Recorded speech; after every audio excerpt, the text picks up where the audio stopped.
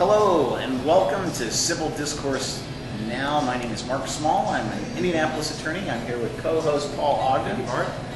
We are coming to you, we're shooting today from Broad Ripple Tavern, 745 Broad Ripple Avenue in Indianapolis, Indiana. This is a special edition of Civil Discourse Now. Paul, would you like to go ahead and explain? Well, thank you, Mark. We're having a debate today between two individuals, yourself, being one, Mark Small, graduate of DePauw University, and Carlos May, to my right, a graduate of Wabash College. Apparently, I'm from the southern part of the state. Apparently, there's some sort of rivalry between these two colleges, or two universities. College/university that has persisted for over 100 years. Is that correct? It is the oldest rivalry. And Carlos, on these points, I know we'll come to disagreements later in the program, but on these points, I believe we agree. I think so. It is the oldest rivalry west of the Allegheny Mountains. Absolutely. It predates anything Stanford, Cal, Purdue, IU. We're older. We have a much longer rivalry. DePauw has a one-game advantage in the Monon Bell series, but Wabash overall, Monon Bell is the traveling trophy. If you're watching this from Antarctica or the International Space Station, you need to know these things. The Monon Bell was a bell that was on a locomotive that ran through Lafayette, Crawfordsville, Greencastle. Crawfordsville is where Wabash is located. Greencastle is where DePauw, my alma mater, is located. And they took the bell from the train, and we've used it as a traveling trophy over the years. Overall, Wabash has a two-game advantage. We've got a one-game advantage on the Monon Bell. Yes. And I understand, Carlos, that Wabash is a good football team this year. Is that correct? I believe they're. I thought I read something that they're going to go to the playoffs. I hope so. You never assume, but you hope. Never assume. They're undefeated. They're undefeated. That's what I was. That's pretty good. And a point of fact, last year's Monon Bell game was 47-0. 47-0. Yeah. Wabash won. Wabash won. Okay. So just had to throw that out there. Point of fact, the last three times that a team has entered the game 9-0, that team has lost. So actually, if one is to look at the past as a predictor of today, DePauw is 4-4, Wabash is 9-0. But we have different football formations than you guys have. True. Our offense operates out of the shotgun, but you guys like to go up to that quarterback. And anyway, starting already. all right. It is starting already. First of all, let's clarify. The topic today is the advantage or disadvantage of a single-sex institution. I didn't say that right. Single gender institution. Post-secondary. Post-secondary, which is unusual, correct? How many colleges are there that are colleges, universities that are single gender? I believe there are 3 male and 8 female. No, there's actually over 60 all female. In fact, even in 2009, the last year the courts did it, they had a top 10 all-women colleges/universities in the U.S. Okay, so we're going to debate this issue today. And Wabash is an all-male institution. DePauw is a co-ed institution. That's correct. So Carlos is the guest today, and we would ask him to start first. Just give us an overall impression of what is good about Wabash University being a single-gender institution. Objection. It's not a university, but give us your opening argument. Sounds good. Well, as they said, my name is Carlos May. I am, in fact, a graduate of Wabash College, class of 2001. Full disclosure, I went there, my father went there, my uncle went there. So I might be biased towards Wabash specifically, but in general, I'm still also biased towards a single-sex education, post-secondary, basically college or university. The reasons are many, but first I think we need to start out by saying, how are we going to define better? What standards of measures are we going to use in order to really advance one point over the other? We haven't agreed upon that previously, so I'll just start generally by saying I consider a single-sex education better in post-secondary for a few different reasons. And I've got some issues as to what kind of brought me to this conclusion. So we've got classroom behavior, course load, the socialization aspect, cultural and obviously co-educational, or I shouldn't say co-educational, but between the male and female. Also, we got to agree that there's no actual scientific consensus on whether one is better than the other. There have been studies, quite frankly, for both sides of the argument. But as my grandfather once said, figures never lie, but liars figure. So you can always find someone to spin a number however they want. A couple other things, gender stereotypes in the classroom. What do I mean by this? You know, for example, and I'm not saying one way or the other, but maybe men are better at math and women aren't. You know, something like that. Teacher treatment, I think, is another important issue that we have to discuss. And then also the general thought, and really I don't think there is any scientific backing on this, of course I could be wrong, is that men and women just learn differently. Now I will concede and I will argue the fact that individuals, regardless of gender, all learn differently. So I might be a visual learner, someone else might be an oral learner, or maybe rote memorization. So these are just some of the issues that I brought to the table when I was kind of thinking about why is one quote-unquote better than the other. So I'll come to my conclusions and then we'll open it up. We'll let Mark respond and give us just a general overall view of your position. Well, first of all, it seemed that the discussion of all single-gender colleges, it would seem more germane, although for those of you who attended Wabash, the game is not being played in Germany, but in Greencastle. And germane is not a word with any Teutonic connotations to it. Studies of single-gender education have dealt primarily with primary and secondary education, and there's little about post-secondary education. In his 1964 book, My Indiana, Irving Leibovitz, a writer for the Indianapolis Times, noted that Indiana has its own Ivy League. It's comprised of two schools, DePauw University and the one in Crawfordsville. The better one. The college. And I'm not here to smear Wabash.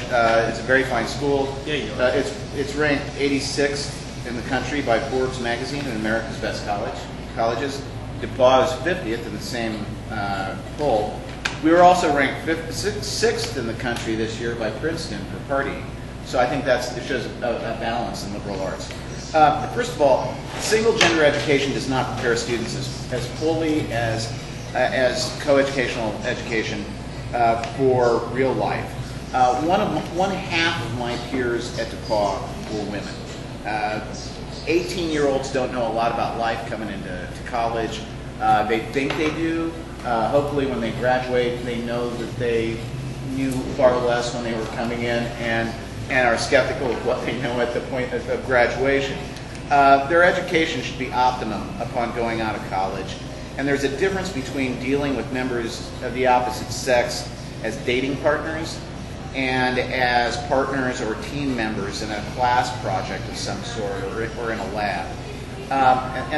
And so this fosters, the second point, is gender ignorance. And this goes beyond consideration of workplace dynamics. Women at Wabash College are professors, maybe spouses of professors, could be speakers coming on campus, although I wouldn't view Phyllis Schlafly, for example, who spoke there one time, as really being a feminist in any way. But then the other women that are at Wabash are girlfriends, or they're cooks, housekeepers. Frat houses have house moms? No. Oh, okay. We're adults. I mean, no. I mean, I know your point. No, we do not. Waitresses or townies.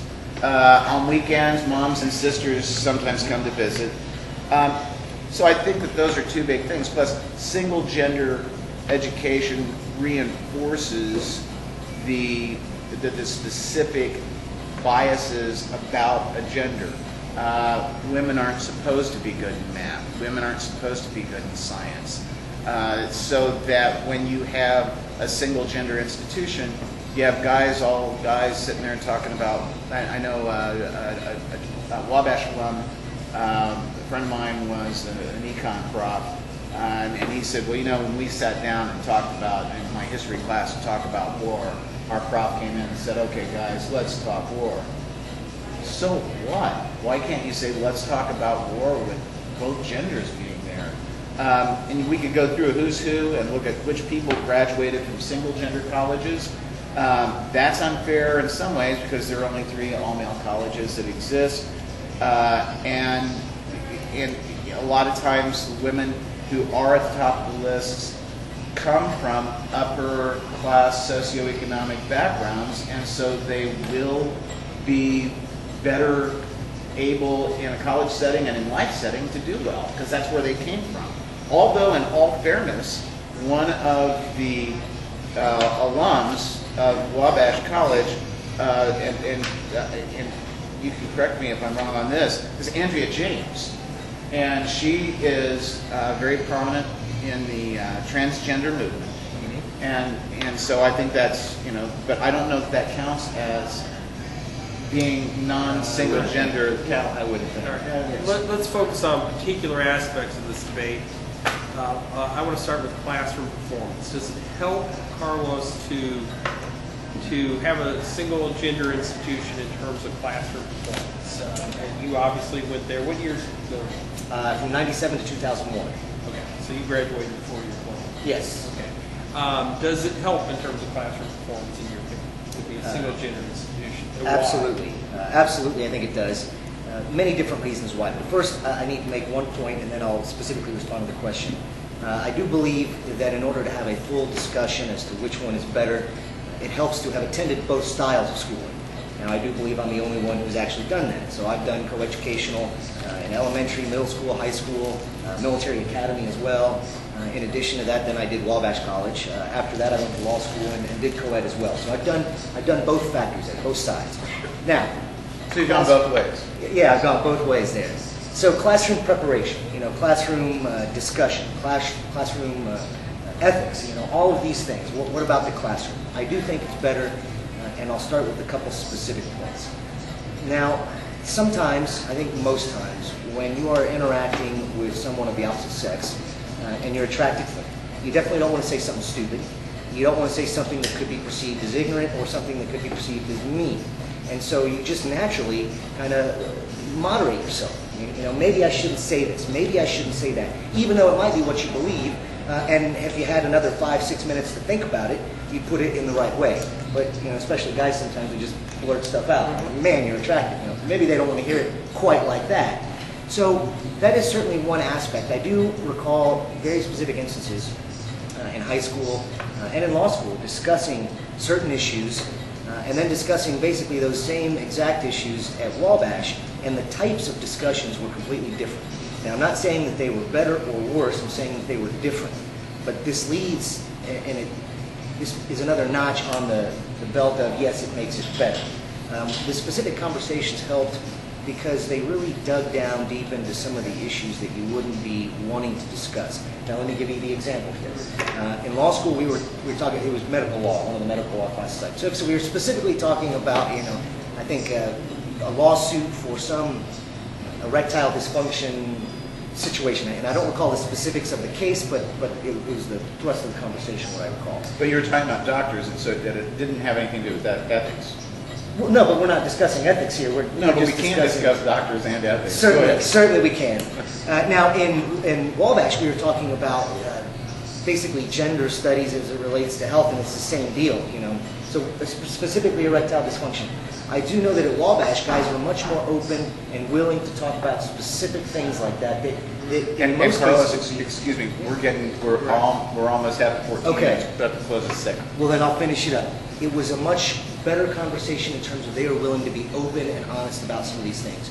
In law school, the guys didn't talk about it from a personal vantage point. They really tried to just stick to it objectively, which didn't fully flush it out. Okay. We'll come back from our discussion about erectile dysfunction. That was just an example.